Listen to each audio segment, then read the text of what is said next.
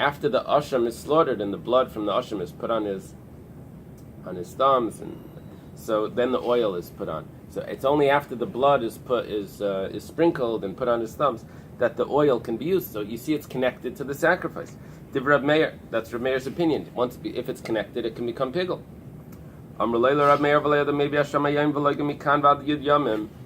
However, a person can bring his oil 10 days later. You see, it's not connected to the karban asham. I wasn't talking about that fellow. I'm talking about the one that brought it together with his asham. And over there, it's done immediately after the asham was. The asham allows it to be performed. But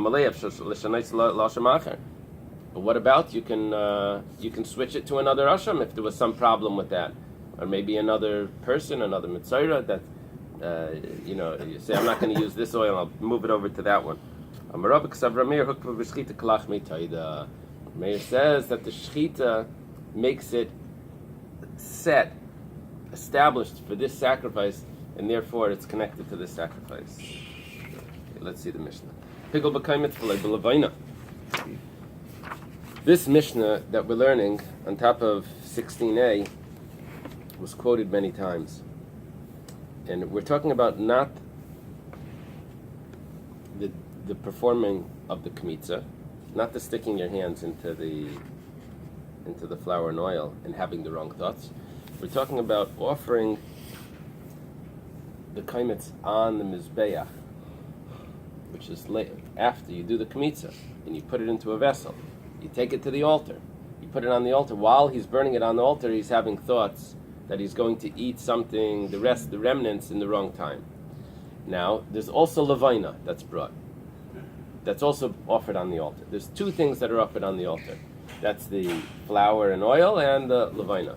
Because there are two things called shnei matirim, there's two permitters.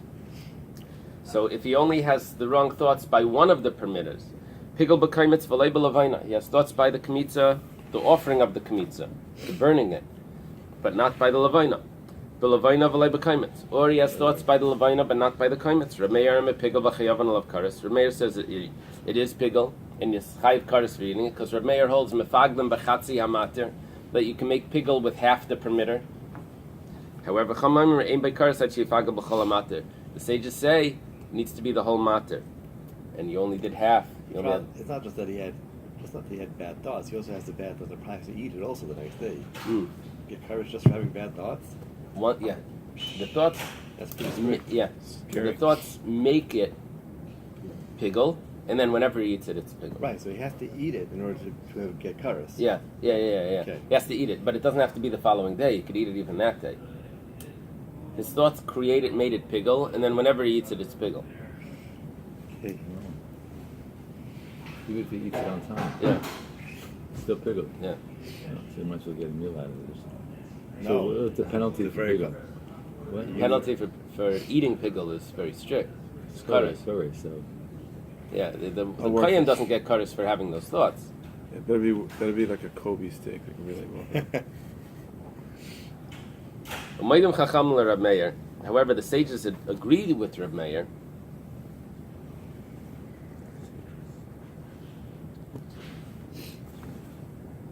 Admit or agree, right? Minchas choite, minchas kanais. By those two meal offerings that don't have levaina, they don't have frankincense. The sin offering and the saita offering, both of them don't have frankincense. So therefore, there's only one mater. Shem pigel b'kaimetz. When he offers up the kmitza, he has the wrong thoughts. Shehu pigel v'chayav alav kares. That it's pigel, and the one who eats it is chayav kares. Shakaimetz hu mater, because the kaimetz is the only mater. The Gemara yesterday explained that why do we have to say this? It's so obvious. There's only one mater. We said because that's explaining why the rabbis, although they said it's not pigel, why did they make a decree that it's still puzzle? Is because it's comparable to this case, and this is pigel midaraisa. So they made a rabbinic decree that it's puzzle if it's by a regular mincha because of these menachos where this would be pigel. That's what we learned yesterday. Let's say someone slaughtered the sheep, on Shavuos. Intention to eat the 2 breads the following day. What's the problem here? He only had that thought by one of the sheep. This says both of the sheep are the matirim. This is similar to the kaimetz and the levina, similar to the last case. Hikter echad min habazichin, if he offers one of the frankincense that's put on the table with the showbread, lechel beisadar l'macher, to eat both rows of breads the following day. What's the problem here? He only had thoughts by one of the bazichin. Rabbi says it's good enough. It's pigel. The sages say that it's only pigel if you have those thoughts by the full matir, by both of them. If someone shechts one of the sheep, to eat from it the following day, so who pigel v'chaver kasher? It becomes pigel. But the other one is not pigel. If he has intention to eat from the other one that he didn't shecht yet, or that he did shecht already, but it's not this sacrifice, then shneim ksherim, both of them are kosher, because it's the wrong sacrifice. Okay. Do people think? How do you know that he had the wrong thoughts? Does he voluntarily say? He would I have had to the say, wrong? yeah. There's no way of. Yeah, unless that's No red light goes machlekes. off. Unless it's according to Rashi, where it says that you have to, you announce it. But when we talk about thoughts, we actually mean pronouncing the thought, saying it out loud. He's going to say out loud, "I intend to eat this the wrong day."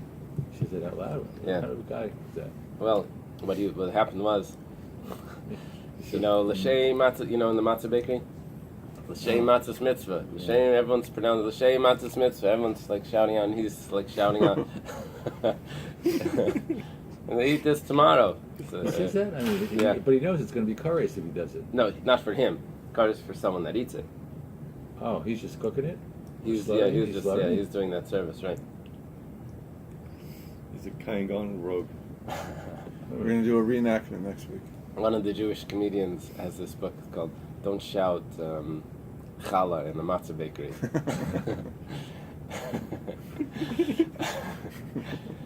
No, and practically speaking, he says, that's going to make some great roast beef sandwich tomorrow for lunch. Right. Okay. Yeah. But then Tomorrow's someone else is problem, going to eat it, the guy who right, eats that yeah. one. Maybe he Exactly. didn't realize. He's like tomorrow's my wife's birthday, Right. and so I'm gonna have this tomorrow at the party or something. Exactly. But he's just shechting it. this Yeah. guy. But he gets to eat some of He it. gets Or to eat any, some. right? Or anyone who eats it gets the kares. Whoever would eat that, yeah, So when I go to his wife's party tomorrow, I have to know that this is. yeah, I know it. yeah. It's on the That's why warning. you have a hechsher on it. Oh. The OU checked it out. By the intention, right? So it is known that they say it out loud. That's the idea. If there's a mach like this, if they're saying it out loud. Okay. There's a discussion in Baba Kama if the Kayan owes the value of the sacrifice. He just invalidated this fellow's Yeah, sacrifice if he right. has to pay for it. It's a discussion. Yeah. It's called a hezek shein and nikar. It's a damage that's not noticeable. Amarav. Machlekes shenasan asakaimitz b'shtika v'esalavayna b'machshava. We have a machlekes between Reb Meir and the Chachamim if you did one of them, but not the other one. Reb Meir says that's good enough, and it's pigel, and the sages say you need to do both. Comes along Rav and says, when is this machlekes? That's only if the kaimetz you had without thoughts, without forbidding, without the thoughts that make it pigel. And the levina, which you do second, you had the thoughts that make it pigel. Aval nasana kaimetz b'machshava. But if he did the kamitz, he burnt the kaimetz with thoughts of pigel. V'esel levina b'shtika, but he has no thoughts by the levina. Divrei kol pigel. Everyone holds its pigel. Shekala yisal das rishaynu isa. Because whoever does any performance, his intention is on what he did originally, on his first intention. Followed us? So the sages that say that it's not pigel because you only had thoughts by one of the matirim, by one of the permitters, that would only be if those thoughts were by the second one. But if they had the thoughts by the first one and no thoughts at the second one, then we would assume the thoughts continued on to the next one that he did silently. Yosef Rava v'ka'amar lahashmaitza. Rava was sitting and saying this over. Esvi Ravacha bar Rav Huna l'Rava. Ravacha bar Rav Huna says to Rava. I'm always wondering about this, if it's really Rava. Okay. So he asks Rava this question. We have a Mishnah that says, when do we say that it's considered pigol b'kmitza b'matan keli b'hilach?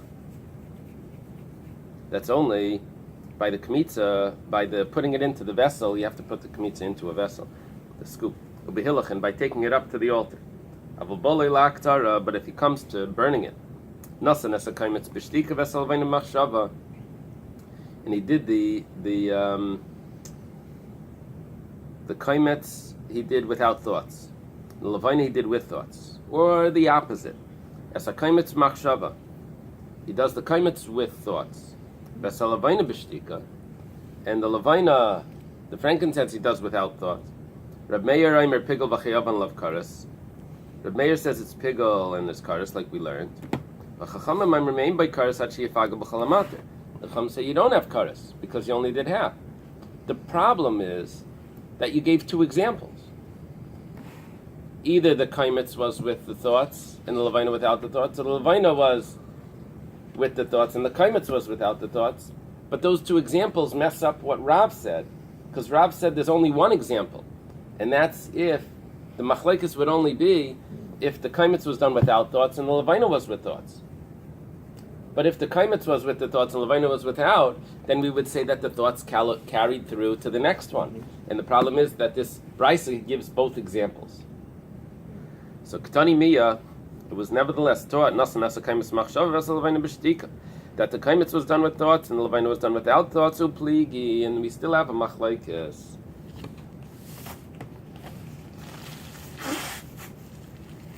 Excuse me. The Gemara says we can resolve that problem. Very easy. Do that. What's it called? The past participle. You say, Ema, say it. Ukvar nasan esalvayna b'shtika. And he already has given the levina, done the levina quietly. That means he did the levina first. And instead of saying that the kaimetz was done with thoughts, and the levina was done with silently, you say, and the levina has been done without thoughts, which means that the kaimetz, the thoughts were second. So the Gemara says on that, okay. The Gemara says shtei tshuvas b'davar. You can't do that. There's two reasons why not. You can't explain it like that. Chada, dahainu kamaisa. First of all, it's the same case. You can't do the same case twice. Okay. V'oid hatanya also was taught in the brisa. The brisa says achikach. It doesn't say ukvar.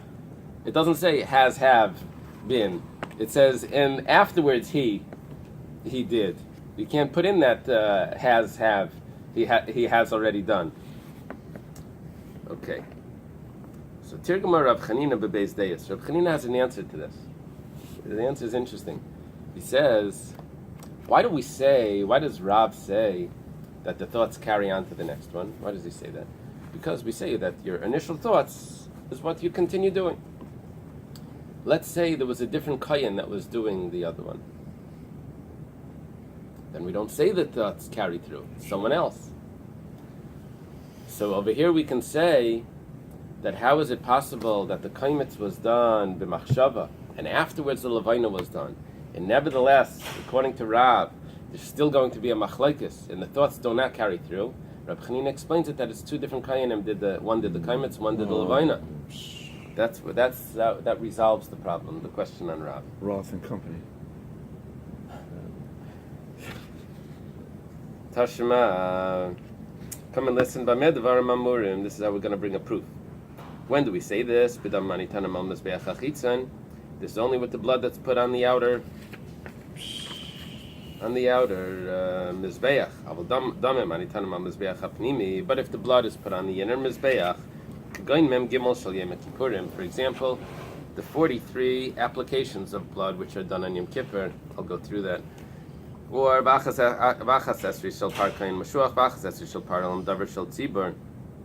or the 11 of the Parkayin Mashiach, or the 11, which means a Kain Gadol does an Aveira, or the 11 if the community does a sin, 11 applications of blood.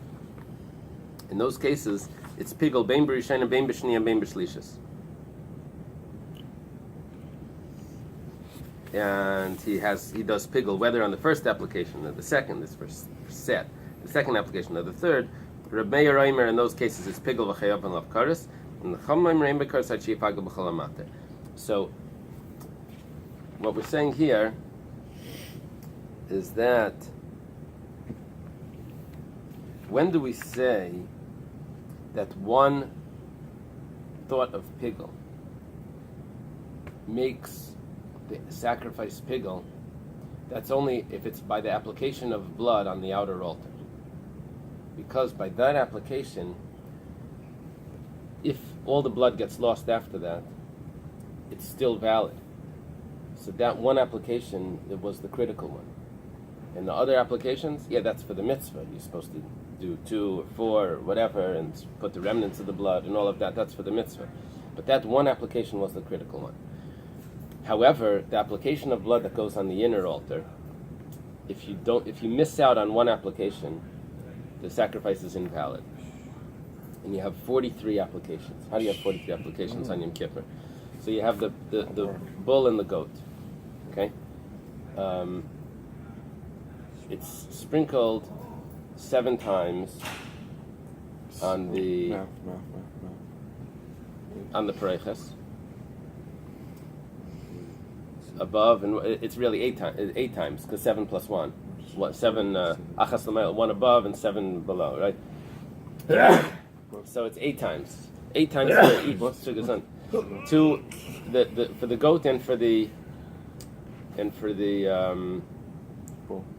bull. Okay, so that makes 16. Actually, first it was done in the sanctuary, in the Holy of Holies, between the staves. It's sprinkled 7 times, so that makes 32, and then on the pareiches, right? So that's 32. Then you put it on the 4 corners of the mizbeach. Now the question is over there if it's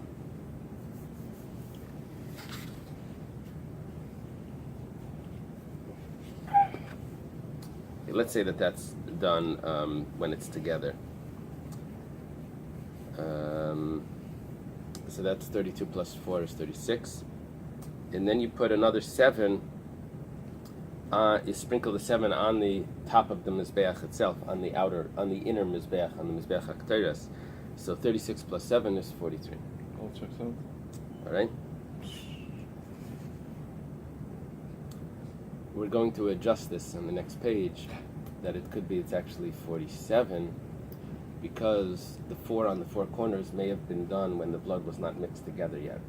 And then it's 4 done twice. So you have to add another 4, that would make 47. The 11 of the Par Kain Mashiach and the 11 of the Par Helam Davar was 7 on the pareiches and 4 on the 4 corners of the altar. So what we learned over here was that any of those applications,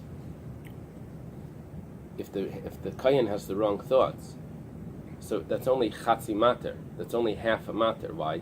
Because the rest of the thoughts, the rest of the applications are still part of the process of making this a kosher sacrifice.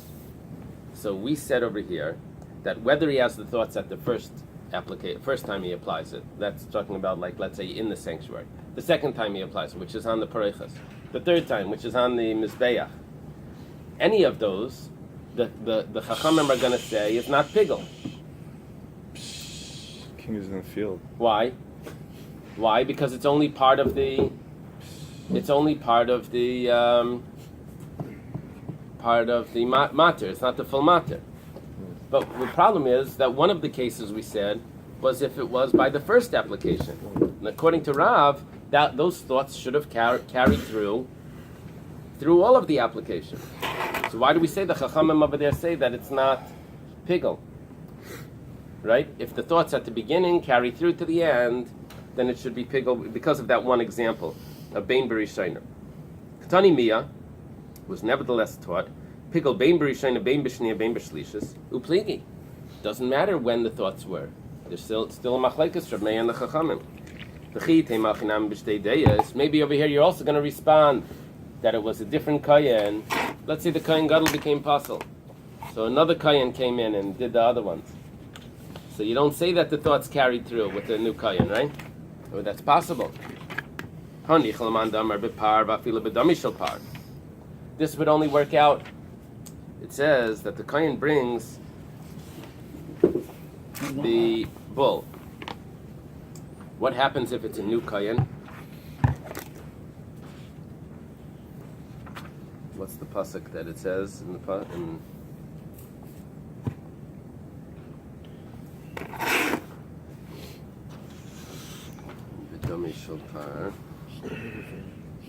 It says, with this Aaron should come, with the bull. This Aaron should come into the sanctuary with the bull. And which means, according to one opinion, even with the blood of the bull. That means that if one kayan shechted it, and the kayan becomes pasul, so a new kayan can come with the old kayan's sacrifice and offer that sacrifice on. Then we could say this answer, that we have a new kayan here that's offering the other applications of blood. And we'll be able to say that the first kayan's thoughts don't follow through to the next kayan's thoughts. But if we're going to say that if the first kayan becomes pasul, the second kayan that comes needs to bring a new sacrifice, and you're not going to be able to say that you have two kayanim bringing this. It's always going to be one kayan that's bringing the full, or that's doing all the applications. Then we lose that answer. According to that opinion, what are you going to say? We're talking about that he had thoughts of pigel in the first one. He did not have thoughts of pigel in the second one. It was blank. Pigel b'shlishis. But he does have thoughts in the third application. The first application would mean in the Kodesh HaKadoshim. Second application would mean on the Pareichas. The third application would mean on the Mizbeach. Damrinon, we'll say like this. If it would enter your mind that that whoever has thoughts always follows his first thought, or whatever he does always follows the first thoughts. Why do you have to rethink those thoughts by the third one? It must be that the thoughts by him don't follow through by the second one. So therefore the second one being blank means that he did not think what he thought by the first one. That's why we had to rethink it by the third one. Maskefar Ravashi, Midishasa Kitani. Does the Brisa say that he was silent? Didn't say anything. You're creating this case that it would be only in one case where this law would apply. It doesn't even mention that. Ravashi says differently. He had thoughts by the first one. Ubishniya. Take out the Bishlishis. Take out that word. He had thoughts by the first and the second one. Damrinan. Isal Kadaitach will say like this. If it would enter your mind. Whoever does any action always follows his initial thoughts. He had thoughts by the first and second, but not by the third. Mahadeh Piguli B'Shniya Lamali. Why does he need to rethink it by the second? If it follows his first thoughts, he doesn't need to rethink it. It must be that this person does not follow his first thoughts. And therefore he had to repeat it. The Gemara says, V'habein bein ktani. It said whether this, whether that. You're making it all into one case. That he had thoughts at the first and second and not in the third. Kasha. It's a problem. problem with the way that Rab explained this machlokes. Amar Mar, the master says, that means that we're going to go back to discuss something that we learned before. Reb Meir Eimer, Pigel v'chayav and alav kares. Reb Meir says that if you... Just to be clear, so we did finalize that any one of the three processes where he has the wrong thoughts would answer everything. Yeah. Not like Rav. We left off with the question on Rav. Yeah. Not would answer everything. Would answer everything according to Reb Meir. It would still be a machlokes. That's what we're bringing out. Reb Meir would hold that mafagim b'chatzi amater, and the Chachamim say that no, that's only chatzi amater. But in order to, there's 43 proceedings in the blood. It's somewhere in the each middle. one, he messed up. that according to Reb Meir, that would be good enough, and it would be pigel. And according to the sages, that's not pigel yet because it's only chatzi amater. The question was, What's the other half of them out there? the other 42. Oh, he has to have all 42? Yeah, because each one that's chatzi amater. 43? So what the sages were saying, or what Rav was coming in here, was saying that, well, if he would have had thoughts at the number 1, that would have messed up all 43. Right, I got it. So we're saying that even that same machlekes would have been whether it's number 1 or whether it's number 43. It's exactly the same. Okay. Meir said that those sprinklings that are done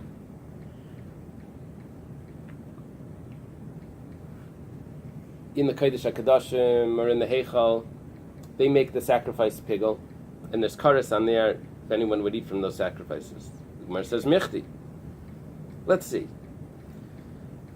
Or now that you say so, kares le'mechayev ad sheyikrevu kol hamatirin. Even though Reb Meir holds that you can make pigel b'chatzi amater, that means you have thoughts by by half the mater, but you still have to do the mater. You still have to bring the rest of the sacrifice. You can't just stop in the middle of a sacrifice and then the sacrifice is going to be pigel. You have to complete the sacrifice. The Amar Mar, Yiratze, it says that it would be an appeasement. Kartzos kosher, kachatzos pasel. The way a kosher sacrifice is an appeasement to God, that's how a pasul sacrifice is an appeasement. And just like a kosher sacrifice, you have to bring all the rest of the blood. You have to bring all the permitters. And also, an invalid sacrifice, you need to bring all the matir. And if you stop in middle, it's not even considered a pigel.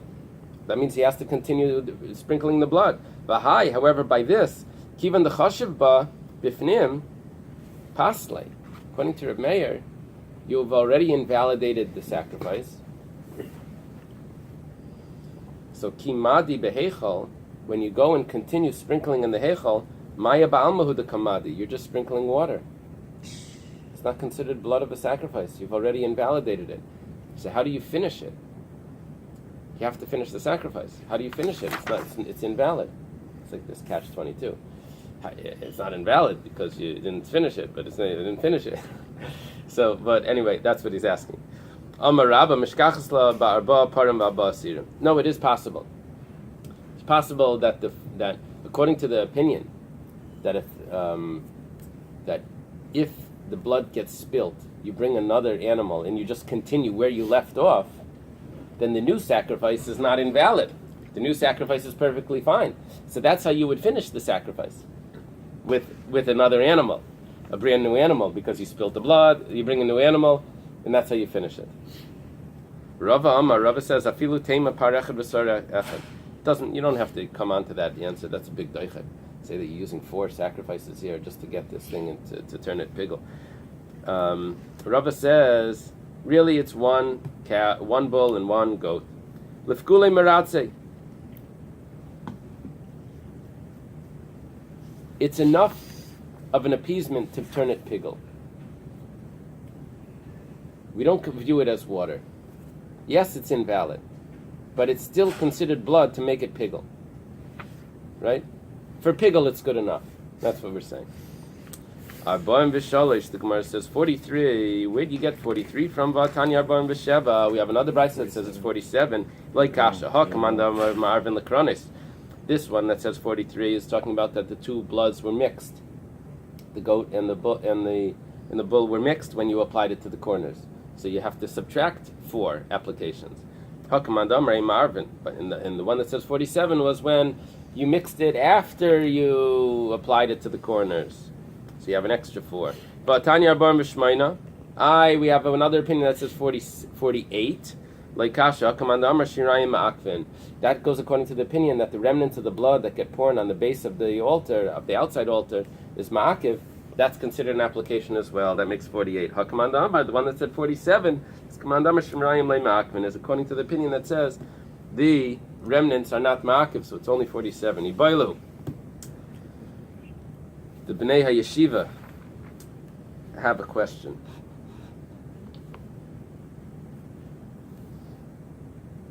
Pigel b'hilacha mahu. What happens if they have thoughts of pigel while they're walking the kaimetz up to the altar to burn it? Is that considered half a mater? Why would that be half a mater? Because you have to burn the levina as well. When it comes to the burning of the levina, or the burning of the kaimetz, I know that each one of these is half. The 2 matirin. There's the kaimetz and the levina. What about the walking of it up? Because by the kmitza, I know that there's only one kmitza. So it's not going. If I have thoughts by the kmitza, I'll make the whole thing pigel. So Amar Rabbi Yechanan halacha kmitza. That walking it is like the kmitza, and walking the kaimetz up makes it pigel, even though there's another walking for the levina. But this is an independent thing, and it's not considered half a mater. Rish Lakish says no. The walking it up to the altar is a service which is similar to the burning it, which is only half. Bishleim Rish Lakish works out well. It's understandable according to Rish Lakish. Economy halacha de levina. We understand. You walk up to levina, so it's only half. Ela Rabbi Yechanan my time, but according to Rabbi Yechanan, what's the reason why he's ignoring the walking up the levina? Amar Rava Kasav Rabbi Yechanan. Rabbi explains, Rabbi Yechanan holds, Kol avodah she'ena materes. Avodah chashuva hi lefagel aleh b'fnei atzma. When do we say that we look at things as sections, that there's half a permitter, there's 2 permitters, that's only when we're dealing with permitters. Sprinkling of the blood, burning the kaimetz, doing the kmitza, those are permitters. But all of these these steps in the middle, which are not matirim, those I don't view as combining with other things that are necessary to have both of them to be pigel. Those, I don't know if it's because of their insignificance or because of whatever it is, their status is